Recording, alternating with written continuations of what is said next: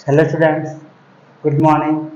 Students, आज की class में हम परिमेय और अपरिमेय संख्याओं के बारे में अध्ययन करेंगे, जिन्हें बोलते हैं रैशनल नंबर और इर्रेशनल नंबर। ठीक है। अब सबसे पहले हम देखते हैं परिमेय संख्याओं के बारे में कि परिमेय संख्याएं क्या होती हैं।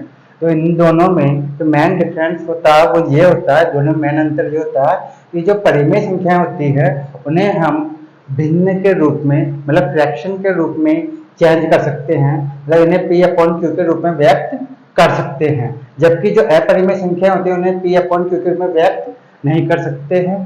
ठीक है, ये तो होता है इनमें मेन डिफरेंस। अब फॉर एग्जांपल देखिए, जैसे मैंने कहा यहाँ 5, अब आप बोलेंगे 5 तो फ्रैक्शन के रूप में नहीं है, मतलब भिन्न के रूप में नहीं है। ठीक है, तो हम 5 अपॉन 1 कर सकते हैं। ठीक है, तो 5 जो लिखा हुआ है, यदि इसके नीचे हम 1 कर दे तो ये क्या हो गया, एक तरह से p अपॉन क्यू के रूप में हो गया। या p की वैल्यू हो गई 5 और q की वैल्यू हो गई 1, तो ये हो गया फ्रैक्शन के रूप में। इस तरह से p अपॉन क्यू के रूप में इसको व्यक्त कर सकते हैं। इसी प्रकार 9 है, तो 9 के भी नीचे हम क्या मान सकते हैं, 1 मान सकते हैं, 1 लगा सकते हैं हम। ठीक है, तो ये भी क्या हो गया, p अपॉन क्यू के रूप में हो गया। ठीक है, जैसे ही 2.5 है, क्या लिखा हुआ है ये 2.5। ठीक है, तो 2.5 का अर्थ होता है यहां पर दशमलव के बाद केवल एक ही डिजिट है। कितने डिजिट है, केवल 1 डिजिट है। तो इसका हम दशमलव डेसिमल पॉइंट हटाएंगे। इस डेसिमल पॉइंट पे जब हम हटाएंगे तो क्या हो जाएगा, यहाँ पर 25 अपॉन 10 हो जाएगा। 25 अपॉन 10 हो जाएगा, और दोनों का अगर आप 5 से डिवाइड भी करेंगे तो हो जाएगा 5 और यह हो जाएगा 2, 5 अपॉन 2 आ जाएगा, जो कि p अपॉन q का रूप है। इसलिए ये भी एक परिमेय संख्या है। ठीक है, अब ऐसे ही 1.2 है, तो 1.2 जो लिखा हुआ है इसका डेसिमल पॉइंट के आगे केवल एक ही अंक, कितने अंक है, केवल एक ही अंक है। तो इसका डेसिमल पॉइंट जब हम हटाएंगे, इसका पॉइंट जब हटाएंगे तो हो जाएगा 12 अपॉन 10, और इसको हम जब 2 से डिवाइड करेंगे यह हो जाएगा 6 और यह हो जाएगा 5, 6 अपॉन 5, जो कि p अपॉन q का रूप है।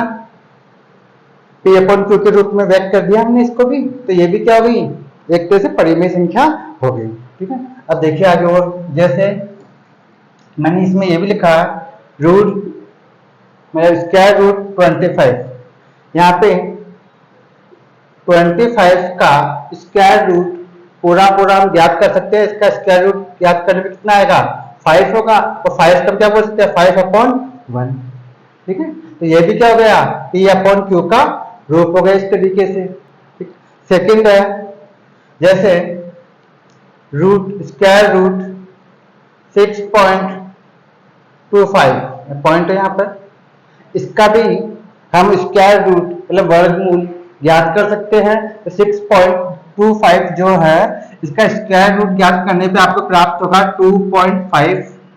अब इसका डेसिमल पॉइंट जब हम हटाएंगे तो डेसिमल पॉइंट आने पर हो जाएगा 25 अपॉन 10 हो जाएगा, 25 अपॉन 10 या 5 अपॉन 2, यह हो जाएगा 5 अपॉन 2। तो ये भी क्या हो गई, परिमेय संख्या हो गई। ये भी परिमेय संख्या, ये भी परिमेय संख्या, और रैशनल नंबर है ये भी सभी। ठीक है, तो हो गया। अब सेकंड पॉइंट में लिखा है,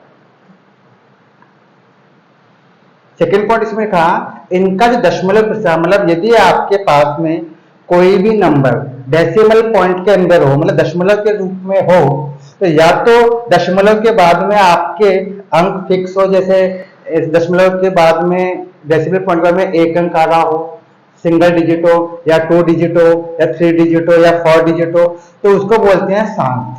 क्या बोलते हैं, शांत या टर्मिनेटिव। उसका डेसिमल के बाद में अगर आपके अंकों की संख्या फिक्स हो इसे हम बोलते हैं शांत।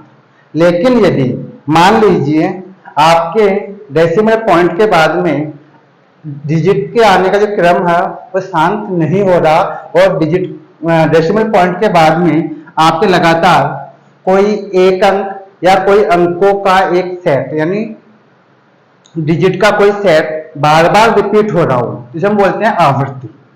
क्या बोलते हैं, आवृत्ति, रिपीटिंग, रिपीट होना किसी एक अंक का या किसी एक अंकों के समूह का बार बार रिपीट होना, उसे हम बोलते हैं आवृत्ति। आवृत्ति जानते हैं ना, बार बार आना, रिपीट होना। तो या तो कोई अंक हो या कोई अंकों का समूह हो, तो मतलब किसी अंकों के समूह की बार बार आवृत्ति हो रही हो, उसे भी हम बोलते हैं परिमेय संख्या। वो भी परिमेय संख्या कहलाती है। जैसे इसको हम कहते हैं 0.23232323, यहाँ पे 2 डिजिट का एक सेट है 23, जो कि बार बार रिपीट हो रहा है, तो ये भी एक परिमेय संख्या है। इसे हम फ्रैक्शन के रूप में चेंज कर सकते हैं, इसको भी हम भिन्न के रूप में चेंज कर सकते हैं। और वैसे इसको लिखने का जो तरीका होता है उससे लिखा जाता है 0.23, इस पे हम एक छोटी सी लाइन खींच देते हैं, जिसे हम बार कहते हैं 0.23, इस पे हम लाइन खींच देते हैं। इसी प्रकार यहाँ पर कोई अंक अगर बार बार रिपीट हो रहा है, इसको हम इस प्रकार लिख सकते हैं 0. यहाँ 3 की आवृत्ति हो रही है, बार बार 3 अंक बार बार रिपीट हो जाएगा, तो इसको हम बोलेंगे 0.3 पे हम क्या कर देंगे, इस तरह से एक लाइन खींच देंगे। तो इसका अर्थ है जिस अंक की या जिस अंकों के समूह की बार बार आवृत्ति होती है, इस पे हम एक लाइन से लाइन खींच देते हैं, मतलब इस अंक की बार बार आवृत्ति हो रही है। समझ गए? तो ये सभी क्या है, परिमेय संख्या है, यानी रैशनल नंबर है। समझ आया इतना कुछ? समझ गए? अब देखिए आगे, अब हम आते हैं अपरिमेय संख्याओं की। अपरिमेय संख्याएं क्या होती है, ठीक है, इसे हम साफ कर देते हैं।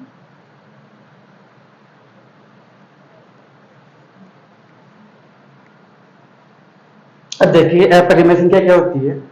इन्हें P/Q के रूप में व्यक्त नहीं किया जा सकता, मतलब इन्हें हम फ्रैक्शन के रूप में, मतलब भिन्न के रूप में व्यक्त नहीं कर सकते। अब आप कहेंगे भाई क्यों नहीं कर सकते?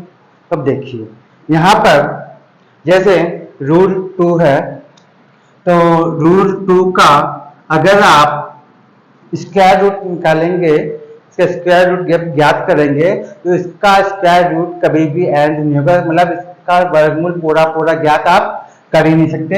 इसको 1.41 1.414 इस तरह आगे चलता ही जाएगा, और इसमें अलग अलग डिजिट आएगी, मतलब किसी भी एक अंक की या अंकों के समूह की आवृत्ति नहीं होगी। हमारी कुछ कि जैसे अभी आपको मैं बताया था परिमेय संख्याओं के अंदर, इसमें किसी एक अंक की या अंकों के समूह की बार बार आवृत्ति होती है, तो उसको तो हम परिमेय संख्या मानते हैं, क्योंकि उससे हम फ्रैक्शन के रूप में यानी भिन्न के रूप में लिख सकते हैं। लेकिन ऐसी संख्या जो डेसिमल पॉइंट के अंदर भी हो, या डेसिमल पॉइंट के बाद में किसी अंक की या अंकों के समूह की बार बार आवृत्ति नहीं हो, तो उसे हम बोलते हैं अपरिमेय संख्या।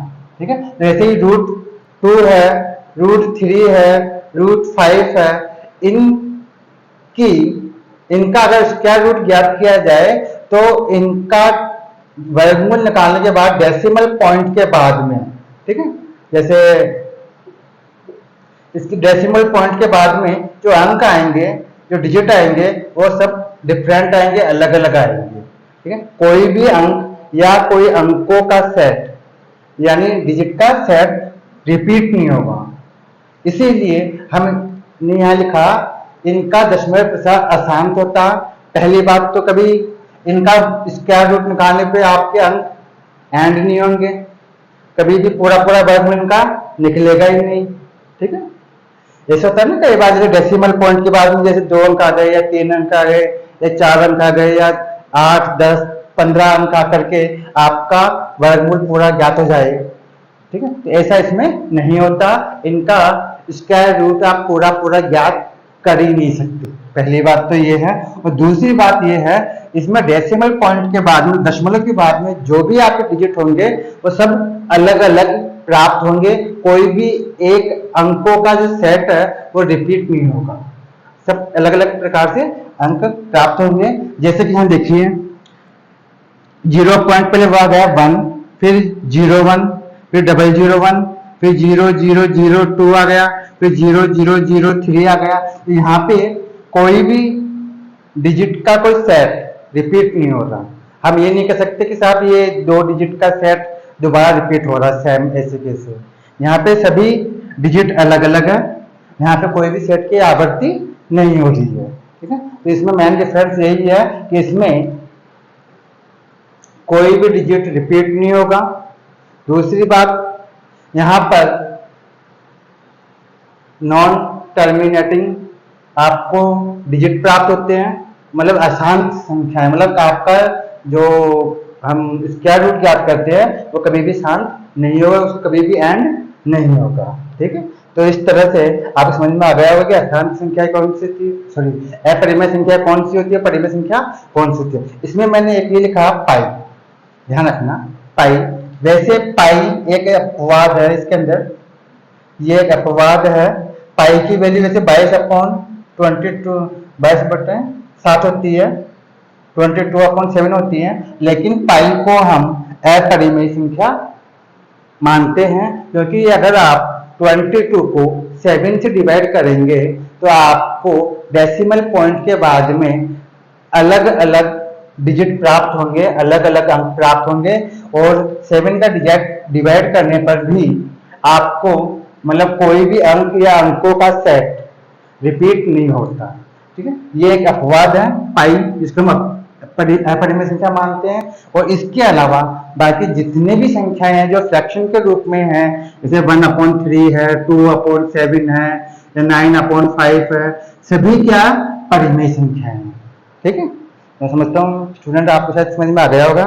नेक्स्ट क्लास में हम ये सिद्ध करेंगे 1.2 आप 10th क्लास के अंदर है कि अपरिमेय संख्याओं को किस प्रकार सिद्ध किया जाता है कि साहब ये अपरिमेय संख्या है। ठीक है, नमस्कार।